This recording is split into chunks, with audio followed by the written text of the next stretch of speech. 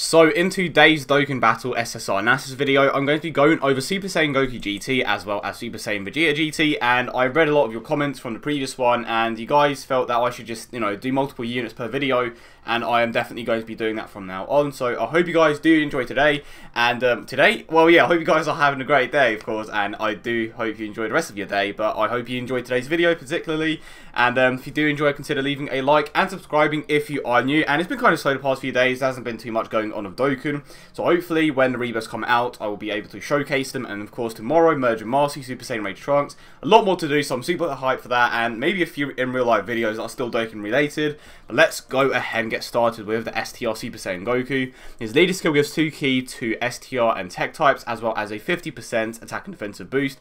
He causes supreme damage, and he gives a 25% attack boost to all allies for 1 turn, when he super attacks of course. Move down here real quick. He has a 12 key multiplier of 140%, which is honestly very good. If you take a look at some of the other rebirths, they tend to have 130, 135, 140 is actually very good. It's like on par with units like some of the God Leads, which is obviously pretty damn good. The only drawback about this card, well, it's not exactly a drawback, but it's not as good as it could have been, is the fact that he does have a flat out attack and defensive boost. So of course we are going to get onto his passive skill. He gets a 9,000 attack and defensive boost when key is 7 or more, and his links are Golden Warrior, the Saiyan Lineage, Super Saiyan, Kamehameha, GT, Prepared for Battle, and Shattering the Limit. So his link set is great. It fits perfectly on a mono STR team. You have multiple units with that GT link potentially, and of course Prepared for Battle. You have Super Saiyan 4 Goku, Super Saiyan 3 GT, you have Majube maybe if you want to run him. Majube is low-key a very good unit on that team, by the way. You have Majube, you have Super Saiyan 3 Vegeta, the GT one of course, who doesn't have Over in the Flash for whatever reason.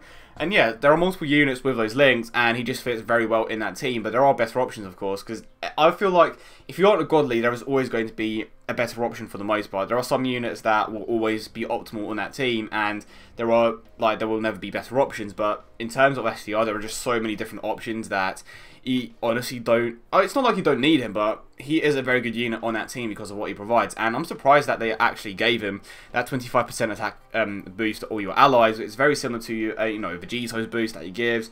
Who else has it? LR Goku. So it's very interesting when a unit like that gets something like this, especially a GT character. I don't know why I'm just pointing that out, but GT units tend to not have something like this, because I don't believe any GT unit actually gives an attack boost with their super attack mechanic. But the point is, his passive is probably his biggest drawback. The fact that he doesn't have a percentage passive like some of the other units kind of affects his growth in the ability system. I've gone over this multiple times before, and if you have a percentage passive, you're going to be benefiting way more from the ability system, which is why I always use this example, which is why units like Super Saiyan Blue Goku tend to outdamage Super Saiyan Blue Kaioken after a few ability system buffs. It's not to say that the unit becomes better, but he does tend to outdamage Super Saiyan Blue Kaioken. But the point is, if you have multiple abilities in one of them over the other, one is obviously going to be better than the other, right?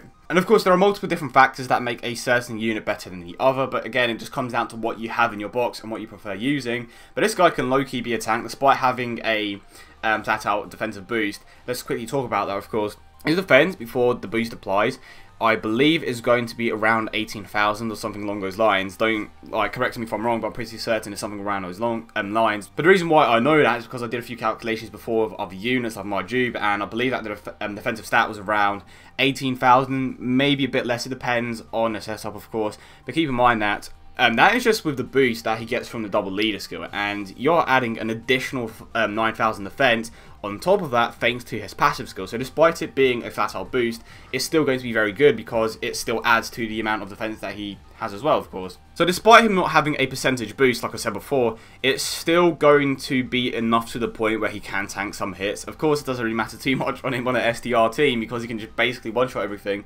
But it's a nice addition to have, especially if you're going to use this unit. But keep in mind, when I talk about these units, I know some of you don't like that I do this, but I always talk from an optimal perspective, and I will say that he is a very good unit. I just believe that there are better options, but it's not to say that he isn't good. Of course, again, it depends on what you have in your box, and recently I've definitely opened up to that a bit more. It depends on every single unit that you have can be useful to you depending on what you have in your box, of course. But again, there will always be a situation where a specific unit is better than the other. But he definitely does have his use, and because of how easy he is to obtain. I mean, kind of. He is to obtain from the World Tournament Guaranteed SSR Summon. If you want to go ahead and invest some orbs into him, you can. Maybe you want to open the top left path and bottom right path and get those abilities. That's definitely a possibility, because you can easily get around 2,000 added to your total stats if you go down the bottom right path, of course, and if he is at Super Attack 10. And that reminds me, he actually has a farmable Super Attack. You take the GT event, and of course you have the Tech Super Saiyan Goku, which awakens from the base Kid Goku. You can awaken him into a Super Saiyan and raise his attack to 10. So if you want to go ahead and do that, it's definitely a possibility. I'm actually very curious to see how good he is at Super Attack 10. Let's quickly shut that. Yeah, definitely does have a lot of potential. I wouldn't worry too much about the flat out boost. It doesn't make that much of a difference anyway, because despite it not being that great of an increase, it's still going to be good for the team that you're going to be using. Okay, so now let's move on to Super Saiyan Vegeta. His leader skill gives 2 key to all types, as well as a 40% attack and defensive boost. He causes supreme damage, and he gets a 30% defensive boost for 6 turns. His passive skill gives him a 90% attack boost when HP is 99% or below.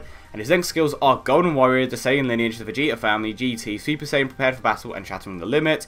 And if we quickly go down here, again, we spoke about this before, he has a 12 key multiplier of 135%, so in a way he kind of got shafted, but it's fine. If I'm not mistaken, I believe the Super Saiyan Blue Vegetas actually have a 12 key multiplier of 135%, so Vegeta is shafted. But to quickly touch on their links, they have extremely similar links. I believe the only difference is, obviously Vegeta has the Vegeta family and Goku has the Kamehameha link. So he has the Kamehameha link, which does make a bit of a difference when that link is active. And then of course you have your boy Vegeta with not a very common key link. I'm pretty certain it's a key link, like 99% sure.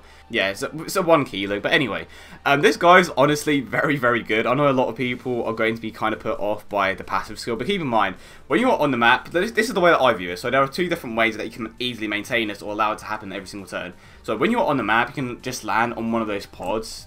Oh, what the hell just happened? There we go. Hello? So yeah, as I was saying, on the map, you can just easily land on one of those pods that obviously does damage to your health, and his passive will instantly activate. And alternatively, if you have, let's say you have him in the first rotation and you use the method that I just told you guys about, which is pretty straightforward, right? You can still heal out that specific turn because passives activate at the start of the turn, and if your health is below that percentage when the turn starts, it's going to be active. Doesn't matter if you heal or not. The only exception is the Big Bad Boss's link. If you do heal that turn, the link goes away. So there are certain conditions where healing does affect certain passives or link skills, but for the most part when it comes to this, healing in the same turn isn't going to affect his passives, of course. So I'm trying to think of the best way to word this. Basically, heal on the turn that he is up when you're below that restriction, because you're going to lose health in the next turn anyway.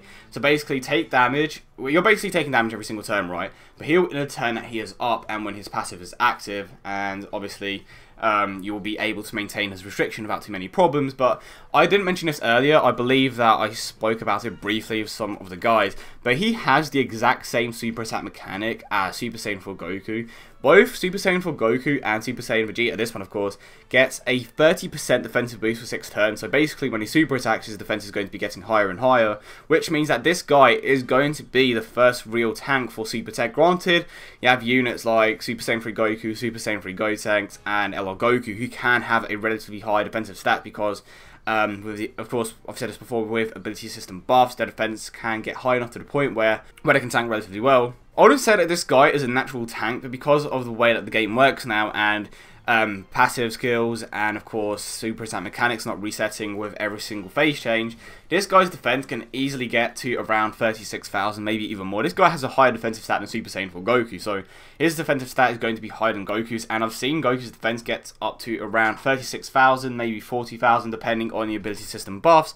So this guy definitely does have a lot of tanking potential if that is something that you are interested in, and at the same time he can still hit pretty damn hard himself. He doesn't exactly have the greatest attack links like some of the other units in your team. For example, he is missing out on the Fierce Battle link, but he does have Super Saiyan, which is obviously a very good attack link, and he will most likely share that with the units on your team.